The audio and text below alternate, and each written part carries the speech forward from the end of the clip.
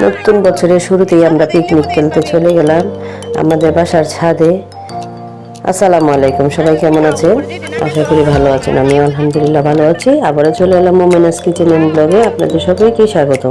আজকে আমরা পিকনিক খেলবো, আর এই নতুন বছরের পিকনিকের জন্য আমরা বাসার ভাড়াটিয়া বাড়িওয়ালা সবাই মিলে একসাথে হয়ে তারপর ছাদের উপর আমরা রান্না করেছি, আর সবাই মিলে মিশে এখন খাওয়া দাওয়া করছি। অনেক ভালো লেগেছে আমাদের পিকনিক করতে। তো এখানে কাটা বাছা হচ্ছে, সবকিছু আমি ভিডিওতে ধারণ করতে পারি নাই, যেটুকু পেরেছি শুধু সেইটুকুই কাজের ফাঁকে ফাঁকে উঠিয়ে নিয়েছি। তো এখানে মাছ কাটা হচ্ছে, তো কাজের ফাঁকে ফাঁকে যেটুকু পারছি সেটুকুই আপনাদের সামনে নিয়ে আসছি, ভিডিওতে ধারণ করতে পারছি। তো এখানে মাছ কাটাকাটির পরে যে মুরগি আনছে, মুরগি দিয়ে বিরিয়ানি রান্না হবে।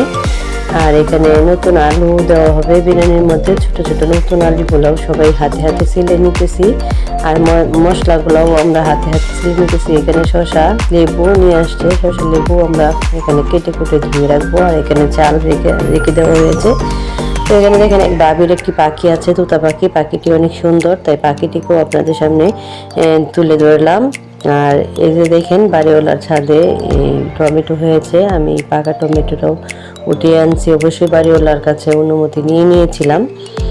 তো বাড়িওয়ালার অনেক সুন্দর যে ড্রাগন গাছের বাগান, সেটাও আপনাদের সাথে আমি শেয়ার করতেছি।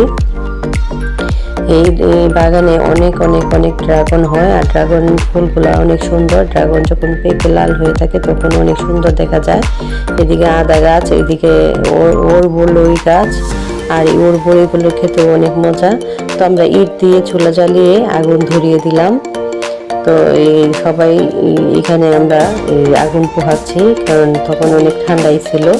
তো বড় একটা পাতিল বসিয়ে দিলাম, আমাদের 14-15 জনের জন্য বিরিয়ানি রান্না হবে আজকে। তো এখানে আমি বসিয়ে দিয়েছি একটি পাতিল, আর পাতিলে প্রথমে আলুটা ভেজে নেবে বিরিয়ানির জন্য, আর আলুটা ভেজে তারপর আলুটাকে উঠিয়ে নেবে।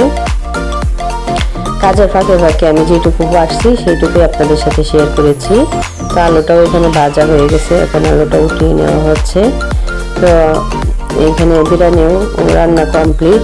বাকি রান্নাগুলো আপনাদেরকে দেখাতে পারি নাই, যেহেতু একটু চাপে ছিলাম আর একটু সাজুগুজু করেছিলাম। তো সবাই ভালো থাকবেন, সুস্থ থাকবেন। আমার ভিডিওটি ভালো লাগলে অবশ্যই লাইক কমেন্টের মাধ্যমে জানাবেন, আর আমার পাশে থাকবেন, আমার চ্যানেলটা সাবস্ক্রাইব করে দিবেন।